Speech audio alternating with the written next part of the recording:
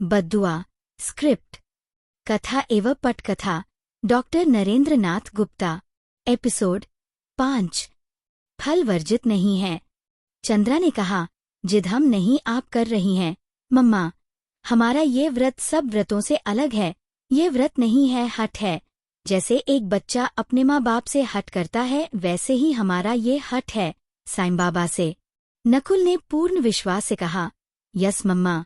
हमारा व्रत पूरा होते ही साईं बाबा को हमारी बात पूरी करनी होगी। आप हमारी चिंता न करें, हम बिल्कुल ठीक हैं।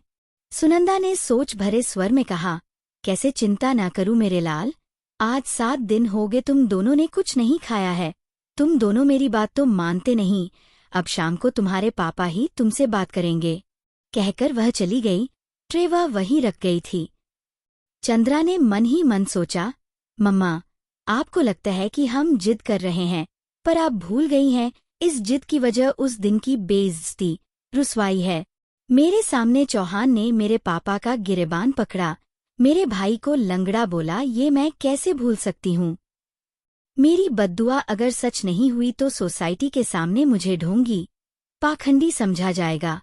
इस जिल्लत को मैं नहीं झेल सकती। इससे अच्छा साईं बाबा का व्रत करते हुए मर जाना पड़े तो बेहतर है।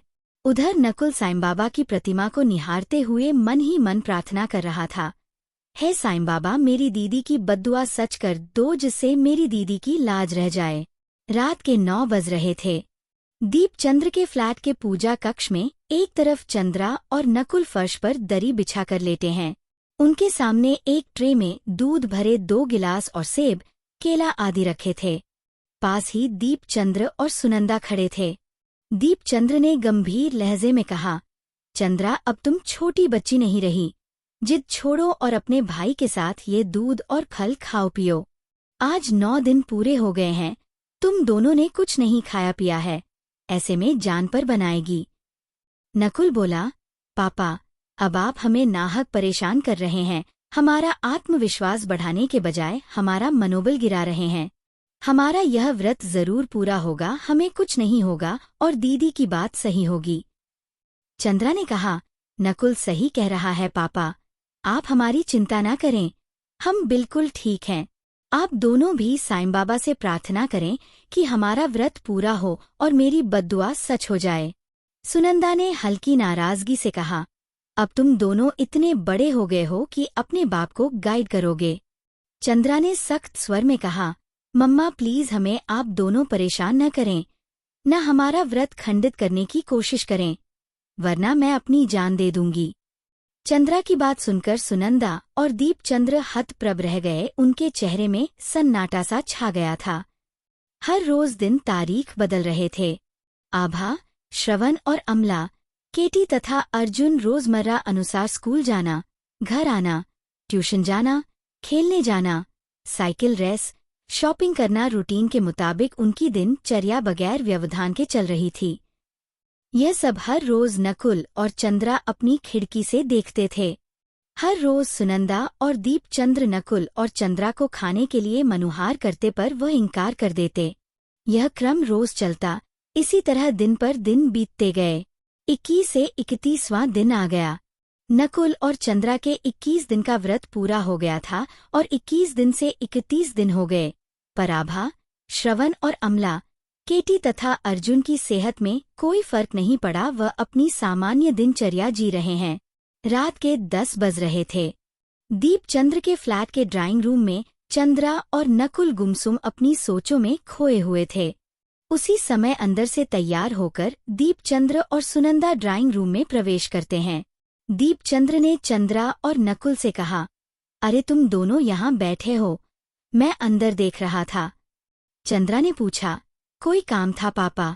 दीपचंद्र बोला, काम वाम कुछ नहीं था, बस ये कहना था, आज हम सब शाम को बाहर जाएंगे, बाहर ही डिनर करेंगे और कोई अच्छी सी मूवी देखेंगे।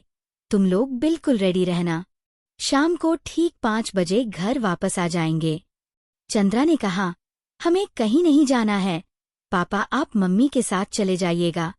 सुनंदा बोली, कैसे नहीं जाना है? आज पूरे 31 दिन हो गए तुम दोनों ने बाहर की शक्ल तक नहीं देखी है, कैद कर रखा है अपने आप को। दीपचंद्र ने कहा, सुनंदा तुम ठीक कह रही हो, मैं 31 दिन से इन दोनों की मनमानी सहता आ रहा हूँ। आज इन दोनों को मेरी बात माननी होगी। आज मैं जो कहूँगा ये दोनों वही करेंगे। तुम दोनों शाम 5 बजे बिल्कुल तैयार रहना, हम दोनों आज तुम्हारी विमला बुआ को बुलाने जा रहे हैं। शाम को वह भी हमारे साथ बाहर जाएगी। सब मिलकर खूब एंजॉय करेंगे। अच्छा चलो सुनंदा, वरना हम लेट हो जाएंगे। अच्छा बच्चों, बाय। कहते हुए दीपचंद्र और सुनंदा दरवाजे से बाहर निकल गए। चंद्रा ने मन ही मन सोचा, पापा, मम्मा, आप दोनों को जहाँ जाना है जाइए, मुझे तो जहाँ जाना है वहीं जाऊंगी। नकुल ने चंद्रा से पूछा, क्या सोच रही हो दीदी? चंद्रा ने भीगे स्वर में कहा, कुछ नहीं भैया, साईं बाबा के इंसाफ के बारे में सोच रही थी। हमारे इतने कठोर व्रत, पूजा अर्चना के बाद भी उन्होंने हमारे पक्ष में इंसाफ नहीं किया।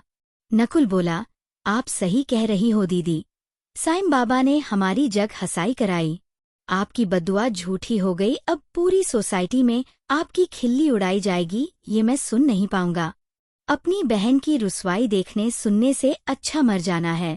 दीदी, मैं मर जाऊंगा, अब जीने की इच्छा खत्म हो गई है। चंद्रा ने चौंक कर कहा, मेरे भाई तुम भी क्या वही सोच रहे हो जो मैं करने वाली हूँ?